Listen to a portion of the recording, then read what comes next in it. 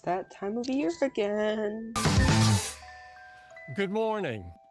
Apple's yearly WWDC event just happened yesterday, and it officially put the nail in the coffin for Windows. Right now, if you didn't know, Windows is in the worst state it's ever been in. Well, other than, I guess, MS-DOS.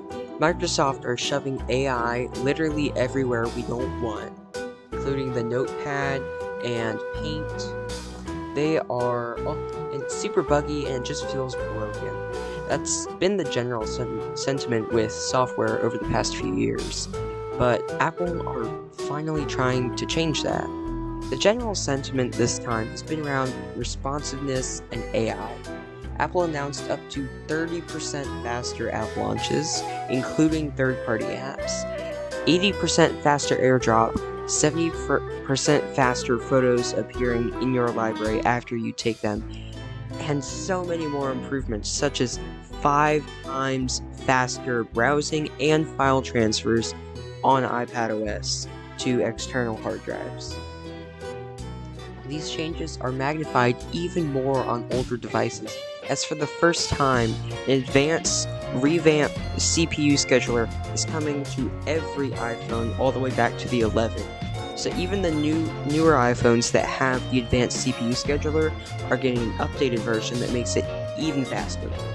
This is also the most available version of iOS, as yes, all devices that were supported on iOS 26, including the iPhone 11, are supported on iOS 27.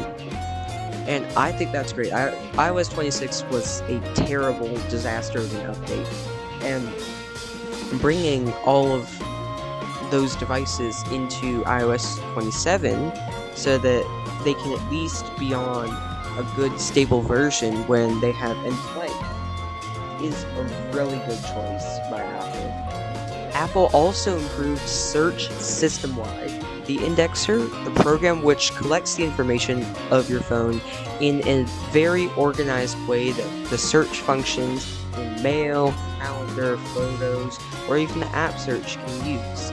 The indexer is now much faster, starts re-indexing immediately after you update your phone, and immediately indexes new information once it's received from Apple's servers, such as emails, calendars, messages, etc. This massively speeds up search in Mail, Calendar, Photos, and app searches, as well as making it more accurate. Apple also now is going to include a liquid glass slider to customize the transparency of liquid glass. No one can agree exactly how transparent their UI should be, so Apple has decided that you get to make that decision for yourself. Personally, I will be making it as clear as possible because I want to embrace the look that Apple was going for, and I honestly really like that look. I'm a very aesthetic person. I like aesthetics, and sometimes my opinions are a little bit different.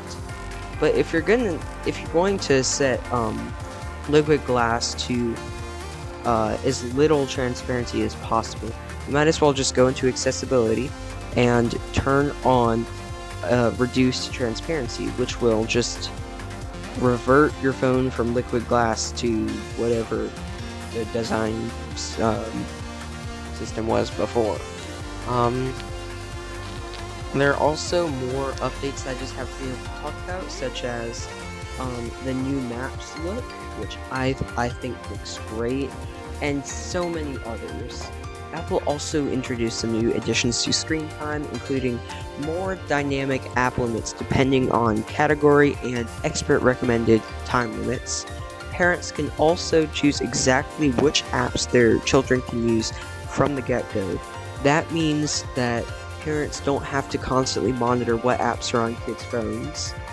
Also, a lot of people and Apple themselves were talking about how now parents can remotely approve contacts from their phone and prevent children from talking to people who aren't in their contacts, and parents will have to approve new apps, and that stuff has been around for 2 years. This is not new.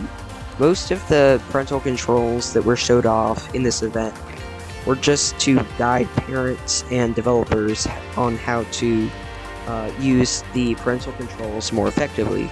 Finally, AI.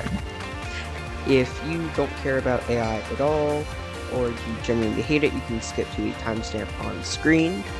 Or, if this is all you were here for, well, I hope you enjoyed the first part of the video. But before we get into all the new Siri features and the new agentic AI, I'm gonna ask you to subscribe. Do it, come on, subscribe. I've already provided you 5 minutes and 42 seconds of content, so like you might as well just subscribe. Also like while you're at it, please do that. I just need to grow my channel. This takes so long. I put so much effort into these videos. It takes forever. I currently have a video that I'm probably gonna spend like 8 hours editing, and it's probably going to get like 30 views. So please subscribe, please like boost this video as much as you can, because if we can get to 500 subscribers by the end of next year, then I will be very happy, because then I'll have access to the hype button. You know, I can like hype my videos. Anyway, back to AI. First off, Siri. Just Siri. Everything about Siri was fixed. Siri now comes down from the dynamic island in a much more fluid and intuitive manner.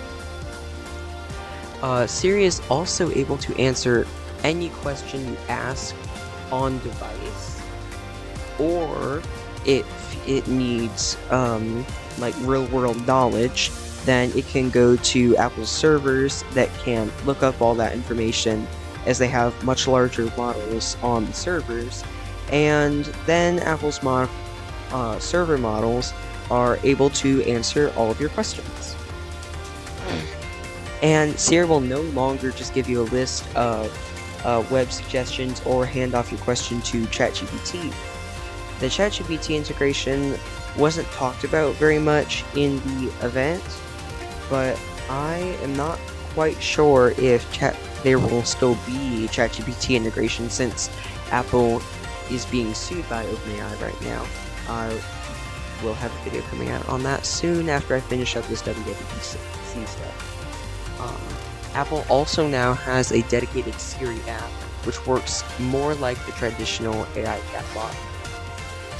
Dictation has also been improved, which now allows you to speak in more natural language, and will actually understand you, and you don't have to talk like a robot anymore, and works most of the time.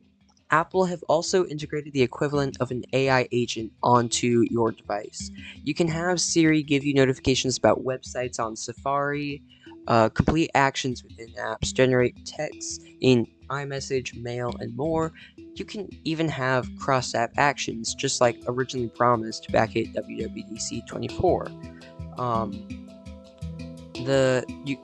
The Safari websites do run on servers, they don't run on your device, but that's purely because it would kill your battery if you had that running on your device. You can also now generate extensions with Siri for Safari that allow you to customize how web pages look, or complete custom actions, or even just customize how Safari looks and works. You can also generate shortcuts with Siri, and shortcuts and automations with Siri to allow you to more easily make those shortcuts that help you get stuff done. The example they gave was like send Pablo an email whenever I'm leaving work with my ETA, or not an email, a text.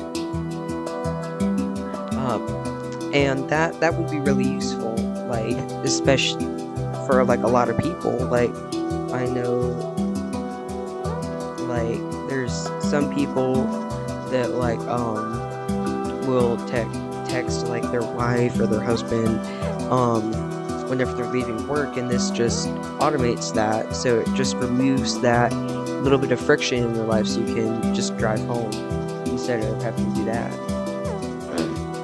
There are also You can also generate more images with Siri AI, and there's visual intelligence integrated into the camera app instead of a separate app, and inside of any app to tell you what you're looking at or what's on your screen. By the way, did I mention Siri is now called Siri AI? That is the new name for the little dynamic island animation. I'm sad because like Apple started making the moving Face ID like videos again, like where the Face ID icon talks, and I thought like that was going to be the new face of Siri, but it's not, and that makes me sad. I think they should have given Siri a face. But hey, at least you have like a floating orb in Vision OS that you can look at. There are even more AI features coming to Siri, such as a new personalized voice. Hi, let's find the right voice for you. I'll practice some things I like to say while you listen. Let me try this one out. You have one new message. Here's another one. Your timer is set for 1 minute. Now for some directions. At the next stop sign, turn right. You can change the pace to as wherever you want, or the pitch. You can also run most processes on device, with others running in private cloud compute, meaning that the data remains private, just like Apple has always intended, and only necessary data is sent and will never be stored. Now, here's the bad news, though. We barely got any new features this year. The only new one I can see on the Apple Watch is a new step between getting to your apps, which automatically has the Siri app right in front of your face. You also now have AI show all over the operating system, which might be in the wrong direction for Apple, but I like all of these features. I think they're useful. I don't think they feel intrusive like Copilot or Gemini, but I don't want to see the Apple that becomes like Microsoft or Google, and I'm sad to see that Microsoft and Google have become the way they are, but having Apple become like that would just be absolutely devastating. They're the one company that you can rely on to not have the shady business practices and not have all that data storage. And also, you need one of the newer, more capable devices to be able to run some of these more advanced models. So like the personalized Siri voice, you need an iPhone 17 Air or Pro, not the base model, and not a 16, to be able to run that, because you need 12 gigabytes of RAM. Same with, you need at least 12 gigabytes of RAM with an iPad with M4 or later. How? Why? There's like 3 iPad models. There's the new iPad Air, there's the old iPad Pro M4 with 1 terabyte of storage, and there's the new iPad Pro M5. And then like you need a Mac with M3 and newer and 12 gigabytes of RAM or more. But I found that interesting because there's no Mac with 12 gigabytes of RAM.